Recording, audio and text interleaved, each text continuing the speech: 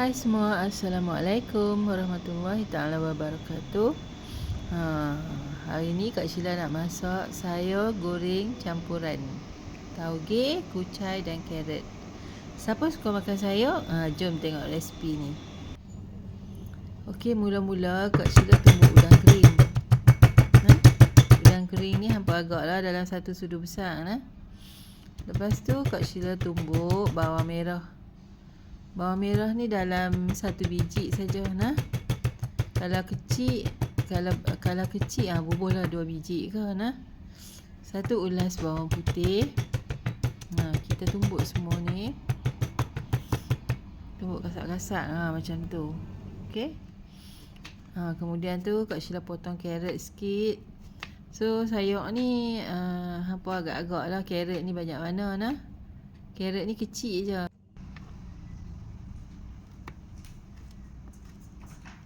Carrot ni kita basuh dululah.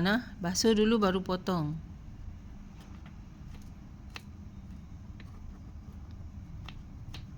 Kok potong macam ni.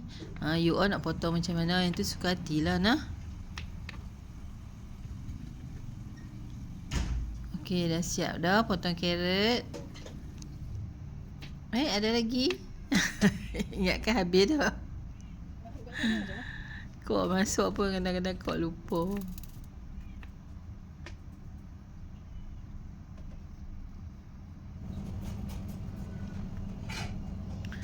Okey, dah siap dah carrot. Kita masukkan dalam bekas.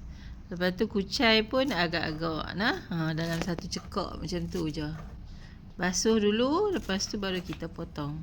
Sayur kucai ni kan dia kaya dengan zat besi. So kalau hampa darah rendah kan, hampa bolehlah makan sayur kucai ni, ataupun dalam pantang pun sayur kucai ni boleh makan. Kak Sheila suka makan sayur. Boleh kata semua jenis sayur lah Kak Sheila makan. Kalau tak ada sayur, makan nasi tu macam tak lengkap lah rasa. Okey, lepas tu sedikit tauge. Tauge tu hampa buanglah ekor dia, lepas tu basuh bagi bersih. Okey, masukkan sedikit minyak dalam kuali. Kita tumis, Kak tumis bahan yang tumbuk tadi.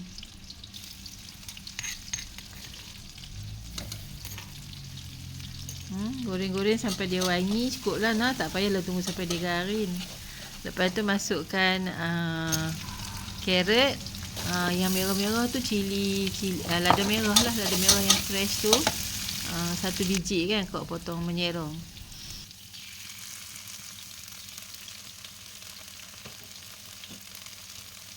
Kemudian Kak Sheila masukkan sedikit sos tiram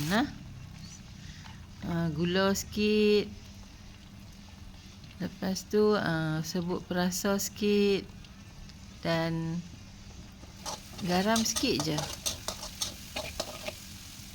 Lupa nak mention serbuk kunyit sikit. Kita goreng-goreng. Kalau takut hangit boleh masukkan air sikit. Kemudian masukkan daun kucai.